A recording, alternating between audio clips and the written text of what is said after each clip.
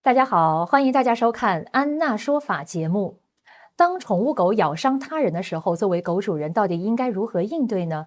而且很有可能狗会被认定为危险动物，面临安乐死的风险。今天，安娜律所的创始律师 安娜戴米奇将为大家详细的分析这个话题如果宠物狗咬伤他人，如何为狗主人争取更好的结果，同时呢，能够保护宠物的未来。首先，我想请问安娜律师的是当宠物狗咬伤他人的时候，作为狗主人到底应该如何应对呢？ Hi, Anna. It's great to have you with us today. Thank you for taking the time to join us. Hello, thank you for having me. It's a pleasure to be here. My first question is, when a dog bites someone, how should the owner respond? What consequences might the dog face? The consequences can range from severe restrictions on the dog to the separation from the owner to potential euthanasia in the worst case scenarios. So usually the first steps in the actions when a dog bites someone and the case goes to the animal control for adjudication, a lot of times if it's the very first instance, the animal control will take notice and the animal control will place conditions on the owner keeping the dog. For example, that the dog must be in the enclosure, unable to escape that enclosure, or the dog must be on the leash, or the dog must be trained. Let's say if the incident was really severe, the animal control might require that the owner puts a dog through additional training. Sometimes they want to see the dog muzzled, again, depending on the breed of the dog and the size of the dog and the severity of the incident. And so if the owner is able to comply with those restrictions and keep the dog from being aggressive, from being perceived as dangerous by people around, from attacking other animals, in that case, a lot of times this is the resolution of the case. However, if the other people around feel that the dog continues to be dangerous, or if the dog injures someone, which is the worst case scenario, what usually happens is the dog gets confiscated, at least temporarily. And so the dog is separated and the case is being adjudicated. And that can last from maybe a couple of weeks to several months, depending on how hard you have to fight. And then ultimately there's going to be either some kind of resolution of the case, and hopefully it is not the euthanasia, which unfortunately is something that does happen if the case is not handled properly. 好，非常感谢安娜律师的介绍我想请问安娜律师的第二个问题呢，就是在事件处理当中应该从一开始采取哪些措施，才能够避免狗被认定为危险动物，或者说面临安乐死的可能呢？ What steps can be taken early to prevent a dog from being classified as dangerous or facing the possibility of being euthanized? So I think it's a very good question, because I think the steps include not just legal, but also practical ones. And the practical steps, I would say, they center around the prevention of the dog acting dangerously, acting aggressively. Usually the best prevention is making sure the dog is calm and stable and knowing the dog's history. Because, today a lot of people are encouraged to adopt dogs from shelters, adopt dogs from other people, don't buy, adopt. And that's a great thing, but you never know what kind of baggage the dog is coming with. What kind of baggage the dog is bringing with them, and what kind of stress the dog is enduring in all of these transitions. So while it's a very noble endeavor to adopt a dog, one also has to be careful to make sure that the dog is actually safe for people around them. So one step is knowing the dog history, trying to keep the dog calm. Another step that you can take is to be situationally aware at all times, you as the dog owner. Situationally aware means paying attention to your surroundings and preventing situations where the dog could react aggressively. So if you know the dog is somewhat reactive and you see somebody coming by on a bike, maybe take the dog to the other side of the path, for example, right? Don't be on the phone, watch what's going on. Also watch the dog, watch how the dog, if the dog starts to get agitated as another dog is approaching, well, maybe turn around and take a circle, right? And don't take the chances of the dog lashing out. So there's this situational awareness. I also saw several cases in my legal practice where what happened is the owner was doing everything correctly, but the leash or the collar malfunctioned. Occasionally, unfortunately, it happens. And so it's a good idea to inspect the leash and the collar once in a while, especially if it's been like a few years that these things have been used. There is some wear and tear. Inspect it, take a look, make sure it's still working, or even replace it altogether. Also make sure that the leash and the collar are appropriate for the size and the strength of the dog. Because like I said, I've seen cases where the owner had the dog on the leash, thought they had the dog under control, and then as the dog lunged towards another dog, the leash just snapped and a tragedy ensued. Very unfortunate. And in the same vein, I also see people keeping the dog confined on their property, but because somebody's not careful, opens the door, opens the gate without looking, the dog escapes, hurts another dog or another human, which is even worse, right? So just because you have certain structures in place, don't assume that it's necessarily going to protect your dog. Make sure to just be aware of where the dog is, where other people are, and just don't open the door mindlessly, and always look around and double check everything. So that's the part one, prevention of the dog aggression. Step number two is don't wait too long with hiring a lawyer if you know that the case has been picked up by the law enforcement and referred to the animal control. Because usually I see some very difficult outcomes or the cases that are really hard to fight when people come to us after the first hearing has already taken place. And the first hearing is an administrative hearing. It's usually done with the animal control. It's very informal, so people don't take it very seriously. They don't prepare their witnesses. They don't necessarily prepare all of the evidence that can support the dog's innocence.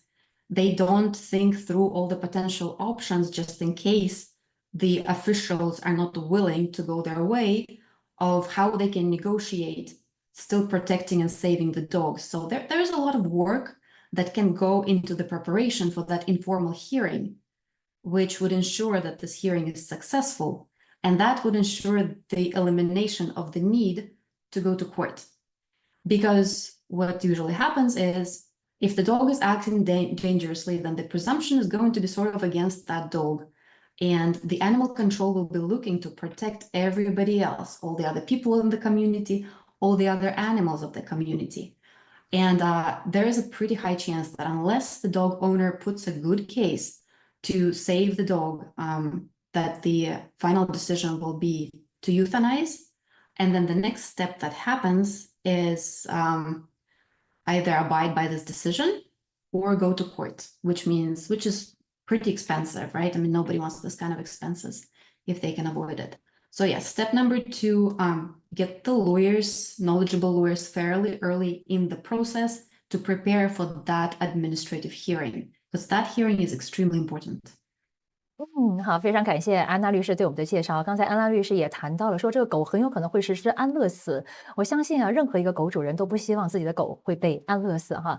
接下来这个问题，我想请问安娜的是，哪些机构有权决定是否对狗实施安乐死呢？Anna, I would like to ask you, which authorities have the power to decide whether a dog should be euthanized? So the main authority here is going to be animal control, local animal control. Either local animal control of the municipality, of the city, really depends on how it is structured in specific jurisdiction. And then if someone is unhappy with the decision, either the owner is unhappy with the decision or the animal control is unhappy with the decision, each party can basically go to court and petition for the case to be heard in the local civil court. 好，感谢安娜的介绍啊。其实，在加州啊，有不同的司法辖区。想请问安娜的是，依据什么样的标准会将狗认定为危险动物呢？Anna, in different places across California, what criteria are used to classify a dog as a dangerous animal? So I have to say that these criteria are different depending on the locality. It is, so there is a California law definition of dangerous dog and potentially dangerous dog, but also every county and every city can have their own definitions and their own protocols. So I think it's a word of caution for the dog owners. If you move even a few streets down, and you're in a different municipality, it's worth checking if the laws are different. So let me go over a few of them just to show you how different they are. And I'm going to use a printout for it just not to get confused too much. So in California state law definition, there are two types of dangerousness, 2 degrees of dangerousness. One is called a potentially dangerous dog, and another one is called a vicious dog. And a potentially dangerous dog is a dog that is unprovoked on 2 separate occasions within 36 months period, 3 years, 2 separate occasions within 3 years, engages in behavior requiring defensive action by a person to prevent bodily injury of the owner's property. Right, so the important part here of the owner's property, on the owner's property, it might not fall under this definition. And another important distinction here is that engages in behavior requiring defensive action. So we're not necessarily talking about a bite that took place. We're not necessarily talking about an injury that took place, but the dog did something that requires you to maybe push back or grab a stick and try to scare the dog away. That would be enough to get the dog classified as potentially dangerous, and potentially dangerous triggers obligations to have the dog either muzzled, confined, possibly registered as a dangerous dog. So it calls for restrictions on the dog's life. And then grade 2 is vicious dog, which is much, much worse. It is a dog that unprovoked aggressively inflicts severe injury or kills a human, or a dog that's previously deemed potentially dangerous continues such behavior after the owner has been notified, right? And this second clause is actually very important because it tells you that even if no injury actually took place before or after, if there was a notice to the owner that a dog at some point scared people, caused them to do something in self-defense, if that behavior continues, the dog is going to be considered vicious. And vicious is where the question is, okay, is the dog going to be euthanized? So that's really important. And this is California state law. And then several jurisdictions have their own laws. For example, Los Angeles County is very similar to California state law, but City of Los Angeles has different definitions. And in the City of Los Angeles, again, there are 2 categories. One category is dangerous animal. It's an animal that poses a potential threat to attack another animal or person. And if you can see, this definition is very broad, poses a potential threat. How do you define that? That can be an argument, right? That it's not written in the law. So almost anyone can call the cops and say this animal poses a threat, and the case will be investigated. And also notice that here it includes another animal. And then also City of Los Angeles, the next grade of dangerousness is going to be vicious animal, an animal that attacked another animal or person. Again, nothing about the injuries. Again, an attack can be classified as an attempt of the dog to bite, maybe, or something we perceive as an attempt. But it's a very broad definition. And then another definition is San Bernardino County, which includes, I'm not going to read the whole thing here because it's pretty long and includes lots of really different scenarios that both include animals and people, and that it includes the range from an actual injury to dangerous behavior on several occasions. So also it's fairly easy for a dog to get in trouble in San Bernardino County. So like I said, wherever you move, double check what your local codes say about how the dog could be classified as dangerous and act accordingly. 好，今天非常感谢安娜律师为我们大家深入的解读狗咬伤这个话题啊，再次感谢安娜律师，也感谢大家的收看，我们下期再见。